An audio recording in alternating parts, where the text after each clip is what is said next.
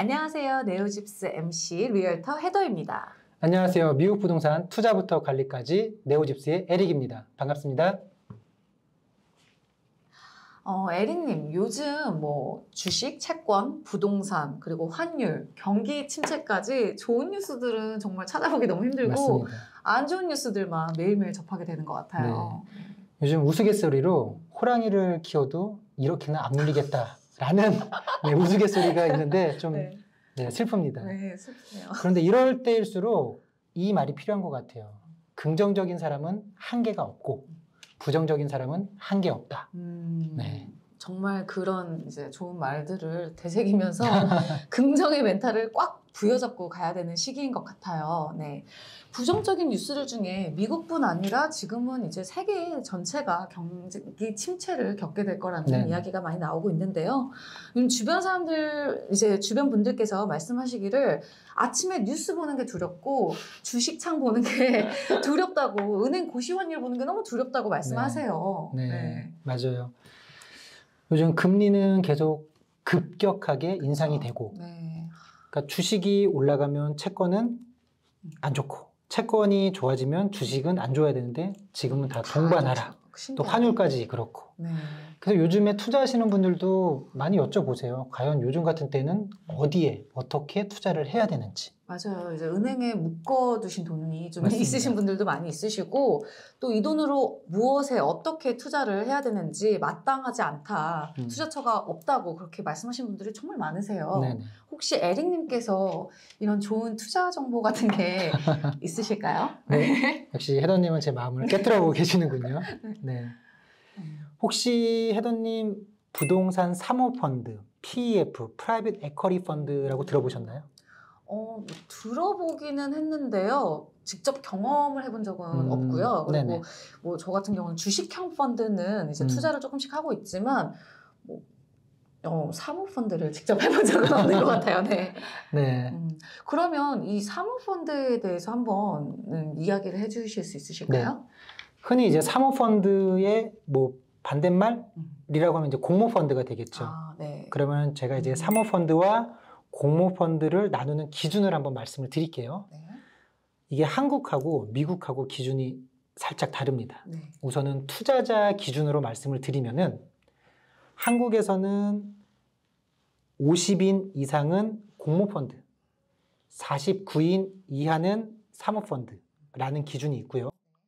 미국에서는 인원이 어떻게 되냐면은 투자자가 35인 이하는 사모펀드, 36인, 36명 이상은 공모펀드로 이렇게 구분이 됩니다. 근데 한국과 미국 둘 다 이 전문 투자자라고 일컬어지시는 분들이 계세요. 그러니까 헤더님처럼 부동산업에 종사를 하고 계시거나 금융업에 종사를 하시거나 아니면은 자산이 일정 규모 이상이면은 자, 이런 분들은 전문 투자자입니다 라고 분류가 돼서 사모펀드에 규제를 안 받는 거예요. 그러니까 사모펀드의 그 인원에 카운트가 안 되는 거죠. 예를 들어서 A라는 펀드에 50명이 투자를 했어요. 근데 50명이 투자를 했는데 그 중에 전문 투자자가 20명이다. 그럼 이거는 공모펀드일까요? 사모펀드일까요? 인원수대로만 하면은 이게 공모펀드여야 되죠? 사모펀드여야 되죠?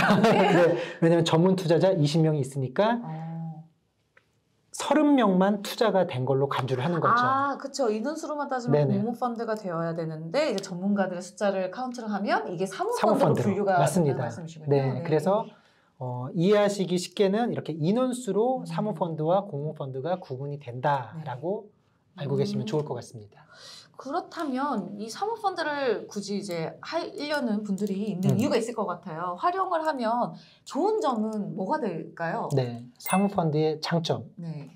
장점.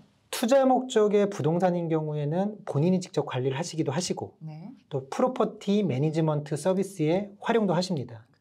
여러 채를 보유를 하시거나 또 상업용 부동산인 경우에는 대부분 관리를 맡기세요. 근데 본인이 100% 소유를 하는 게 아니다. 그리고 여러 명이 공동 투자를 하게 되면은 내가 투자를 할 수 있는 금액 자체가 적어지는 거잖아요.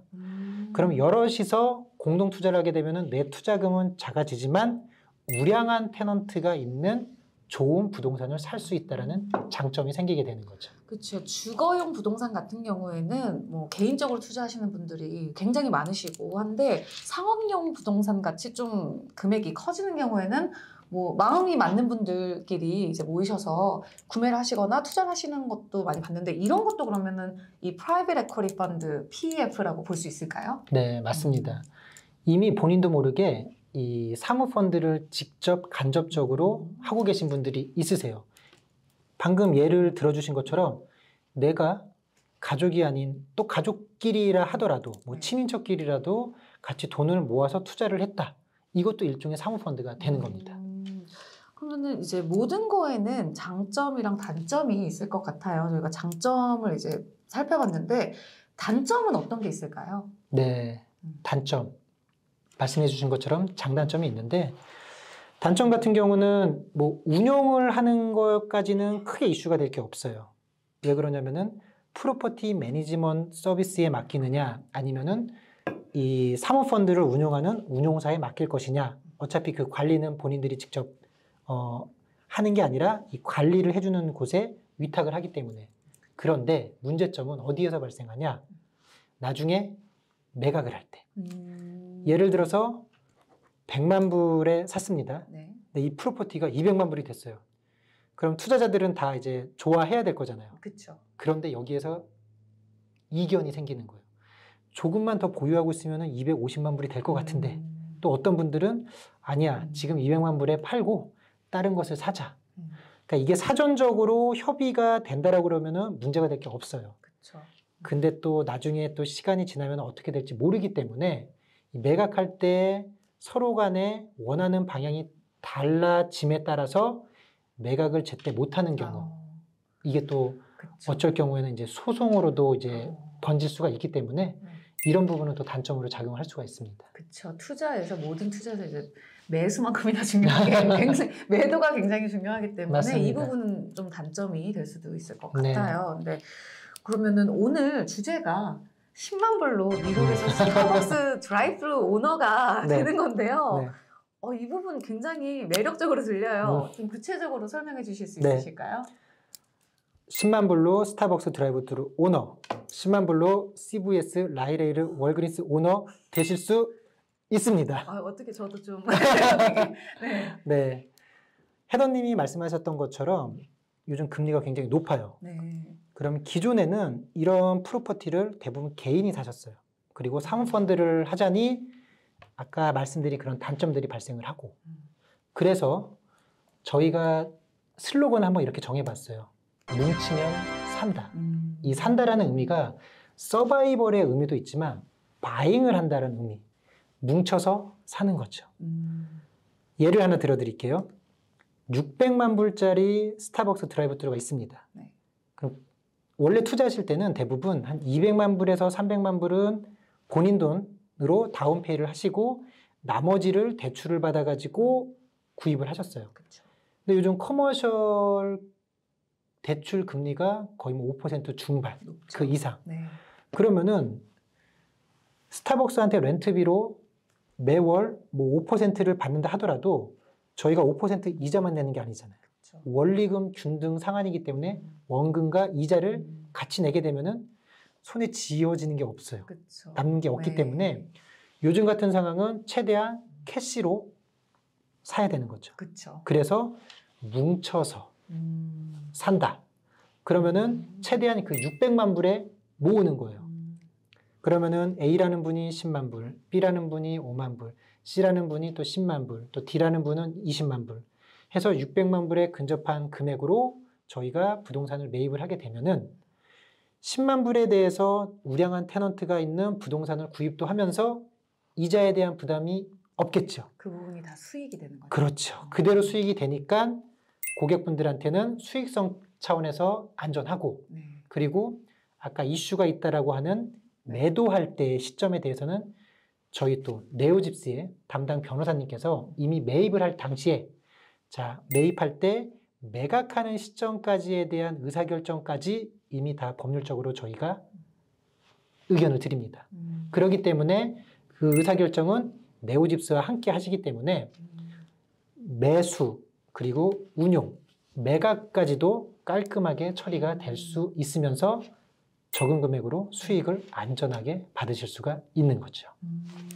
그게 요즘 이 10만 불이라는 돈이 예전에 정말 크게 느껴졌었는데 요즘 정말 어디에 뭐 투자를 한다고 해도 애매하죠. 마땅치 않고 애매한 그런 돈인데 이런 10만 불, 5만 불 뭐 이런 돈들이 모이면 정말 큰 힘이 맞습니다. 될 수도 있을 것 같아요. 네. 이런 이렇게 매력적인 기회에 대해서 뭐 오프라인 세미나를 한다고 제가 어디서 들은 것 같아요. 네. 저희 이렇게 온라인으로 고객분들한테도 의견을 전해드릴 수 있지만 조금 더 가까이에서 조금 더 상세한 내용을 전달을 드리기 위해서 11월 중순에 LA하고 오렌지 카운티에서 저희가 오프라인 세미나를 준비를 하고 있습니다. 네, 헤더님도 참석을 하셔야 됩니다. 네, 저도 꼭 가겠습니다. 네. 그래서 날짜가 확정이 되면은 저희가 저희 네오집스 플랫폼에도 날짜 공지를 하고요.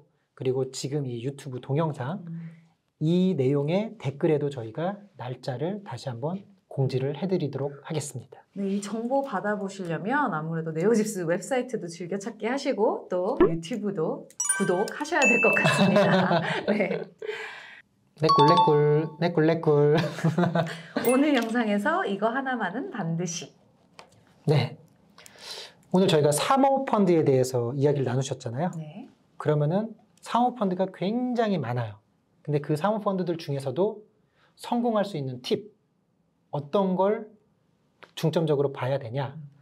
첫 번째, 과연 이 사모펀드를 운영하는 것이 매입과 매수에 대해서 전문적으로 딜을 할 수 있는 회사인지, 그리고 운영적인 측면에서 렌트비를 받아서 고객분들한테 렌트비를 제대로 분배를 해주고 또 나중에 텍스 보고도 하셔야 되잖아요. 그렇죠. 그 내용까지도 디테일하게 작성이 되면서 매각할 때 법적으로 이슈가 안 생기도록 매끄럽게 처리를 해줄 수 있는 곳인지를 선택을 하셔야 됩니다. 그래야지 사모펀드도 성공을 하실 수 있는 꿀팁이 됩니다. 그렇군요. 네, 오늘도 네오집스와 함께 해주셔서 감사합니다. 저희는 그럼 다음 비디오에서 만나 뵙도록 하겠습니다. 지금까지 헤더 에릭이었습니다. 감사합니다.